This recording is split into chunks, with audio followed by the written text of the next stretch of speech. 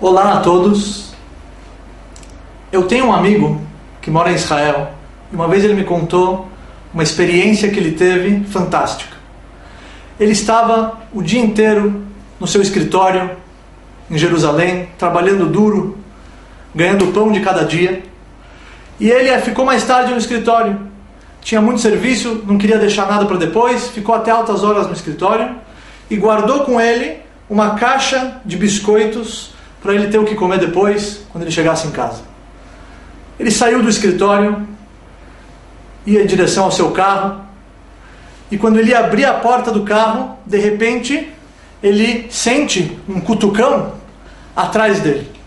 Ele olha para trás, ele vê um senhor idoso, velhinho, corcunda, com os óculos tortos, muito idoso, olhando para os biscoitos dele. Naquele momento, ele começa a bater o coração rápido. Ele, meus biscoitos, meu Deus, o que esse homem quer com os meus biscoitos, a minha janta? E ele já ia entrar no carro quando de repente o velhinho bate de novo nas costas dele e pede, por favor, você tem como me dar um pouco de biscoitos? Naquele momento o coração dele derreteu, ficou com pena do pobre homem, mas ele estava com muita fome. E ele ficou com uma dúvida interna, se ele dá, se ele não dá, se ele compartilha, se ele não compartilha. E o velhinho pedindo os biscoitos. Ele deu para ele a caixa de biscoitos e foi para casa faminto. Ele chega em casa e ele me contou que ele sentiu um prazer tão grande por aquela atitude, maior do que se ele tivesse comido todos os biscoitos. E eu falei para ele, meu querido amigo, para você entender a diferença de um prazer material, de um prazer espiritual, não tem comparação. Aquilo que você fez foi uma mitzvah de chesed, de bondade. Aquilo é uma mitzvah e o prazer que você tem, de consequência, aquela atitude é um prazer ruhani, é um prazer espiritual. É muito maior, e eu disse para ele mais, daqui 50 anos, daqui 60 anos, quando você lembrar daquilo que você fez, você vai sentir aquele prazer de novo. É um prazer com uma durabilidade eterna. Uma lição muito forte que eu aprendi daquela experiência que aconteceu com meu amigo. E ela é muito importante para os dias que a gente está atravessando agora. As 3 semanas de luto pela destruição dos 2 templos em Jerusalém. Nós temos um luto agora muito forte. Ele é crescente, quando começa o mês de Av, ele aumenta até o jejum de 9 de Av. E é um luto que a gente tem que sentir um pouco o Hurban, a destruição de Jerusalém. Muita gente me pergunta, já passou tanto tempo? Por que a gente tem que se enlutar? Já passou muitos anos, 2000 anos. A gente tem que ficar de novo jejuando? Chega! Não se chora pelo leite derramado? Muitas vezes eu ouço esse tipo de comentário. Mas a verdade é que isso tem muito a ver com as nossas vidas. A partir do momento que o Beit HaMikdash foi destruído, mudou todo o sistema e toda a forma na qual Borei Olam, o Criador do mundo, ele direciona a criação. Antes do Beit HaMikdash, com o Beit HaMikdash, era uma forma totalmente milagrosa. Deus fazia milagres. Todo judeu que ia para Jerusalém nas festividades, ele via com os próprios olhos milagres atrás de milagres que aconteciam dentro do templo. A partir do momento que o Beit HaMikdash é destruído, existe uma barreira e Deus se escondeu e é muito mais difícil a gente enxergar Ele dentro das nossas vidas. É isso que está escrito no Shir HaShirim. Inezeh omed achar kotleinu, que Deus está parado atrás do kotel, atrás de uma parede. Mashgiach min hachalonot, ele está espreitando atrás das janelas. O metzitz min harakim, está espreitando entre as frestas. Esse versículo ele descreve exatamente o que aconteceu depois do Hurban Abayit. Deus se escondeu, mas Ele está lá. Se você para refletir, se você para pensar, você consegue enxergar Ele em tudo. Mas de uma forma muito mais trabalhosa, não de uma forma milagrosa que era antes do Hurban Abayit. Uma coisa muito importante, uma vez um Yehudi me disse, que existe um método para abrir a janela.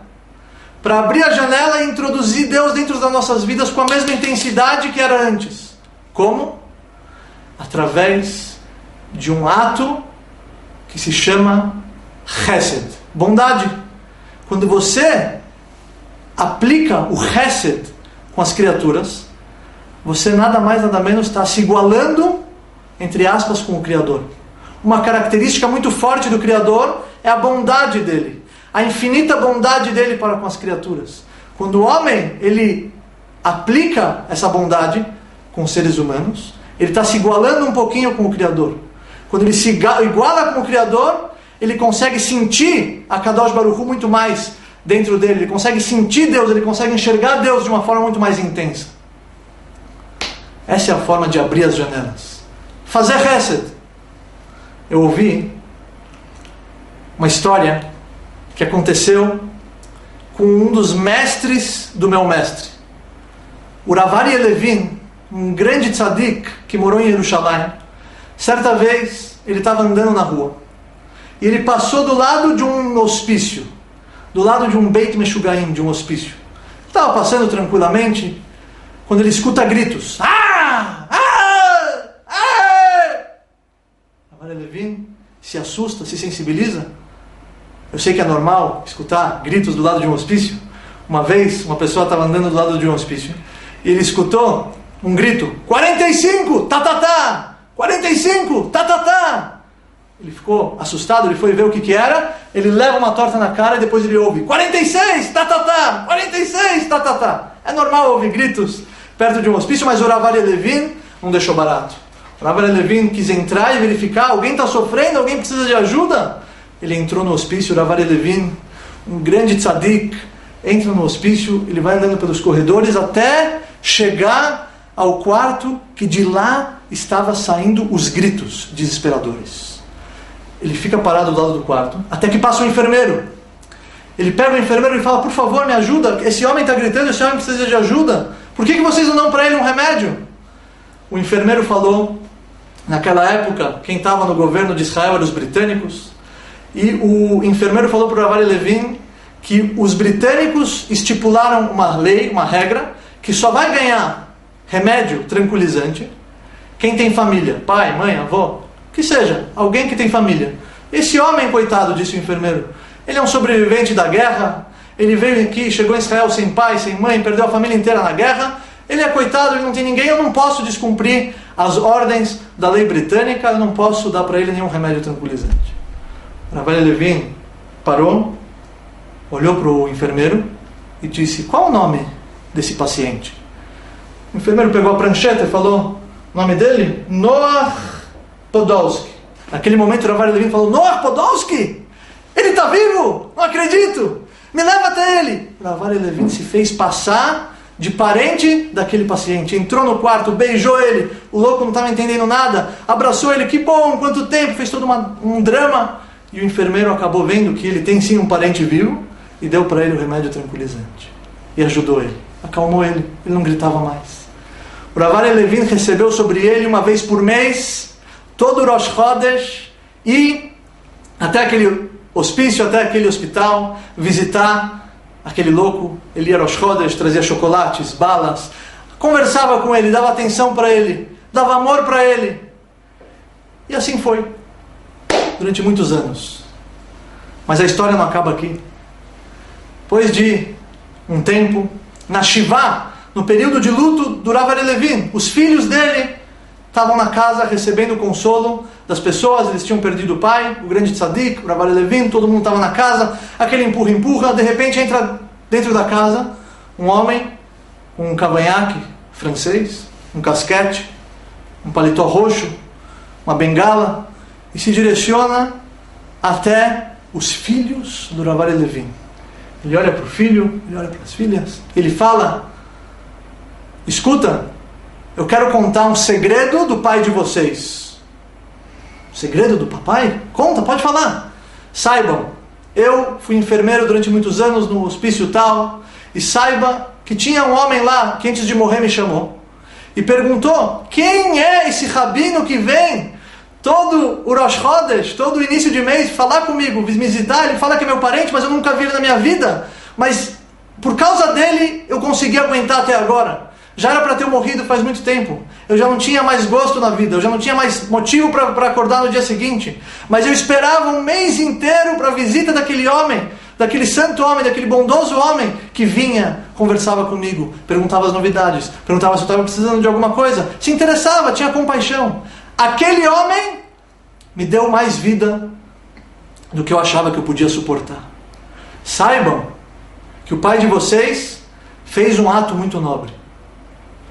O que mais me impressionou nessa história, óbvio, o Hesed, da bondade, mas fora isso, se não fosse aquele enfermeiro que chegou na Shivá e contou essa história, ninguém ia saber.